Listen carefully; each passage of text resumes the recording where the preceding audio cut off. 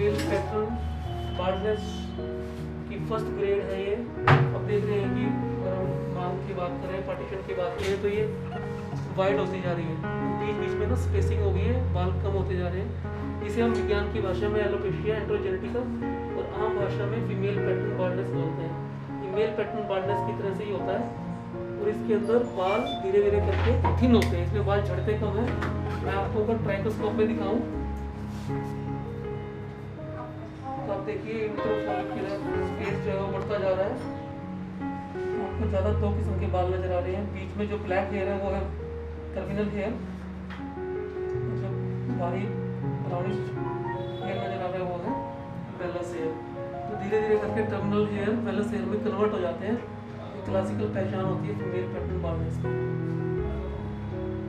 देखिए diffuse hair loss के अंदर आपको ब्लैक जो स्पॉट नजर आते हैं वो यहाँ बहुत कम है। इसका मतलब ये होता है कि जब बाल डिफ्यूज हेयर लॉस के स्टेट में होते हैं तो वो बाल पतला नहीं होता है और सीधा बाल डिफ्यूज फेज में जाकर टेलोजन फेज में जाकर झड़ जाता है, जिसे हम एलोपेशिया डिफ्यूजर कहते हैं।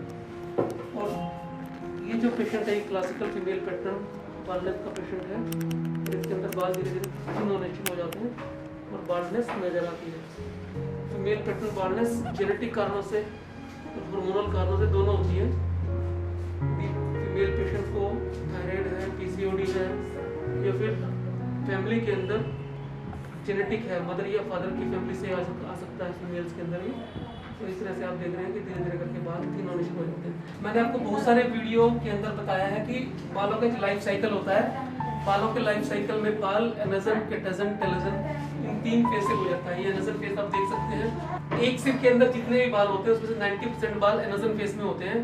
ये एनाजन फेज आप देखिए, अगर ये रूट को देखें, ये हमारी स्किन है और उसके अंदर से हेयर निकल रहा है। हेयर फॉलिकल को देखें, जहाँ से हेयर निकलता है, बाल निकलता है, तो वो ये शेप होती है, ये एनाजन फेज की शेप है। और यहाँ से बाल बड़ा थिक होता है रूट से। अगर आप इसको खींचने की कोशिश भी करेंगे तो बाल हाथ में नहीं आएगा और धीरे धीरे बाल जब ऊपर आता है तो डिस्टल एंड पे ये बारीक टिप में कन्वर्ट हो जाता है। ये है एनाजन फेज। लगभग 90% बाल हमारे इसी फेज में होते हैं। दूसरा होता है केटाजन फेज, इसके अंदर 1% बाल होते हैं। ये आप देख सकते हैं, हेयर बल्ब से फॉलिकल अलग हो गया है और बाल स्टेम के साथ धीरे धीरे करके श्रिंक होता जा रहा है और ये केटाजन फेज में होता है। इसे हम रेस्टिंग फेज भी बोलते हैं। और तीसरा है टेलोजन फेज। टेलोजन फेज में आप देख रहे हैं कि बाल ने जड़ छोड़ दी और बाल धीरे धीरे करके बाहर निकल रहा है। ये टेलोजन फेज 9 से 10% ये हमारे हेयर जितने भी सिर में बाल होते हैं उसमें से 9 से 10% ये होता है। इसे हम बाल का बुढ़ापा कहते हैं, टेलोजन फेज।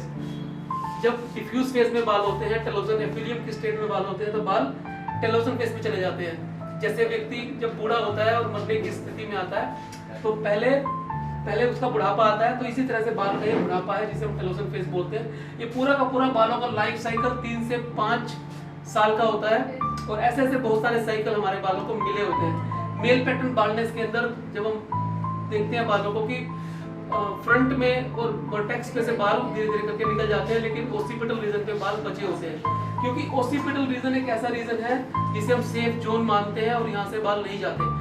ट्रांसप्लांट के दौरान भी इसी एरिया से, जिसे हम डोनर एरिया सबसे अच्छा मानते हैं, वहीं से बाल एक्सट्रैक्ट करते हैं और रेसिपिएंट एरिया जहाँ पे बाल लगाए जाने हैं वहाँ पर पेशेंट के बाल लगा देते हैं। तो मैंने आज आपको बताने की कोशिश की है कि बालों का जो लाइफ साइकिल होता है ये डिफ्यूज फेज के अंदर काम करता है। जो बाल पैटर्न हेयर लॉस की स्टेट में होते हैं, यानी एलोपेशिया एंड्रोजेनेटिका होता है, चाहे वो मेल में हो चाहे वो फीमेल में हो, उसके अंदर बाल टेलोजन फेज में नहीं जाकर धीरे धीरे थिन होता है, पतला होता चला जाता है। उसकी कोर्टेक्स जो होती है, बाल की जो बीच की लेयर है, बाल की 3 लेयर मैंने आपको पहले ही बताई हुई है, क्यूटिकल, मेडुला और कोर्टेक्स।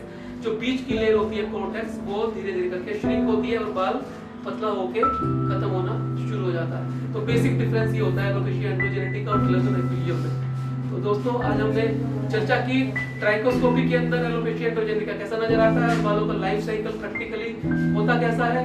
मैं उम्मीद करता हूँ आपको ये वीडियो अच्छा लगा होगा। अगर आपको ये अच्छा लगा है तो कृपया से शेयर कीजिए ताकि और लोगों को भी समझ में आए कि किस तरह से ये डिफरेंस काम करते हैं। मिलते हैं अगले वीडियो में फिर एक नए विषय के साथ। तब तक के लिए नमस्कार।